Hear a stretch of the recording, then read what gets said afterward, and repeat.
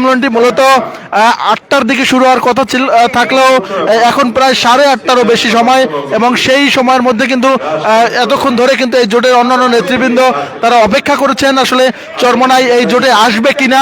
তবে এখন পর্যন্ত কিন্তু চরমোনাইয়ের আসলে কেউই আসেনি। তবে এবি পার্টি, এনসিপি এবং এলডিপি সহ অন্যান্য যে সকল দল রয়েছে সেই দলের নেতৃবৃন্দ কিন্তু এই সংবাদ সম্মেলনে কিন্তু এসে উপস্থিত হয়েছেন, সেটি আমরা দেখতে পাচ্ছি।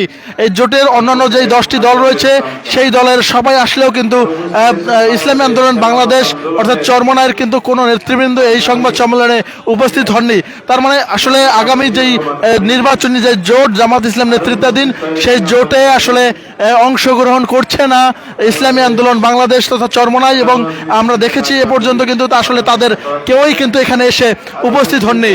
এবং দর্শক একটু জানিয়ে রাখতে চাই, তাদের সাথে আসলে আসন সমঝোতা নিয়ে মূলত নানান ধরনের কিন্তু এই অনৈক্য সৃষ্টি হয়েছিল এই জোটের মধ্যে, এবং মূলত এখানে চরমোনাই আসলে তারা 100-র কাছাকাছি আসন চেয়েছিল, যেটি ছাড় দিতে জোটের অন্যান্য সঙ্গী যারা তারা কিন্তু রাজি হয়নি, যার ফলে কিন্তু এই জোটে আসলে একেবারেই শেষ পর্যায়ে এসেও এই জোটের যেই ঘোষণা সেখানে কিন্তু ইসলামী আন্দোলন বাংলাদেশ এবং চরমোনাইকে কিন্তু এখানে আসলে দেখা যায়নি।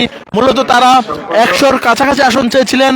পরবর্তীতে আমরা বিভিন্ন সূত্রে আসলে জানতে পেরেছি তাদেরকে 50 অথবা তার কাছাকাছি আসন দেওয়ার জন্য আসলে প্রস্তাবনা দিয়েছিল এই জোটের অন্যান্য নেতৃবৃন্দ, এবং অন্যান্য দলগুলো কিন্তু সেখানে সম্মতি দিয়েছিল, কিন্তু আসলে সেই আসন আসলে নিতে রাজি হয়নি ইসলামী আন্দোলন বাংলাদেশ, যার ফলে তাদের কিন্তু এই জোটে থাকা একেবারেই অনিশ্চিত হয়ে পড়েছে।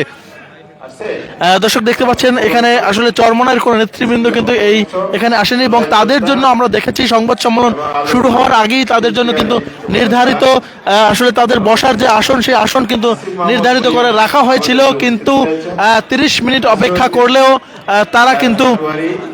তারা কিন্তু এই সংবাদ সম্মেলনে আসেননি। পরবর্তীতে তাদেরকে বাদ দিয়েই কিন্তু এই জোটের যে সংবাদ সম্মেলন সেই সংবাদ সম্মেলনটি শুরু হতে যাচ্ছে সেটি কিন্তু আমরা দেখতে পাচ্ছি।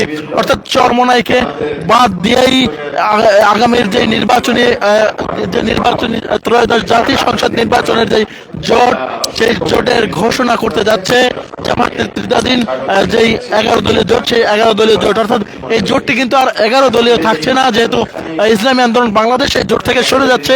তাহলে এই জোট কিন্তু এই জোটটি কিন্তু 10 দলীয় হতে যাচ্ছে বলে কিন্তু আসলে ধারণা করা হচ্ছে। আসলে শেষ পর্যন্ত আসলে এই জোটের মধ্যে আসলে এই জোটের সাথে ইসলামী আন্দোলন বাংলাদেশ থাকবে কিনা সেটি কিন্তু আসলে একেবারেই অনিশ্চিত বলা চলে। দেখতে পাচ্ছেন জোটের যেই সমন্বয়ক হামিদুর রহমান আজাদ সাবেক এমপি, তিনি আনুষ্ঠানিকভাবে এই সংবাদ সম্মেলনটি শুরু করতে যাচ্ছেন। তবে এখন পর্যন্ত আসলে চরমোনাইয়ের কোনো নেতৃবৃন্দকে কিন্তু এখানে কিন্তু দেখা যায়নি। দেখতে পাচ্ছেন এখানে আমরা দেখেছি যে চরমোনাই পীর মূলত যিনি রয়েছে ইসলামী আন্দোলনের বাংলাদেশের যিনি আমির, তার জন্য কিন্তু এখানে নির্ধারিত সিট আসলে বরাদ্দ ছিল, সেই বরাদ্দকৃত সিটে কিন্তু আসলে সিটটি পরবর্তীতে এখান থেকে সরিয়ে নেওয়া হয়েছে, এবং তারা সেখানে উপস্থিত হননি। আমরা দেখছি এখানে অন্যান্য যারা দল রয়েছে এলডিপি সহ এনসিপি, তারা সবাই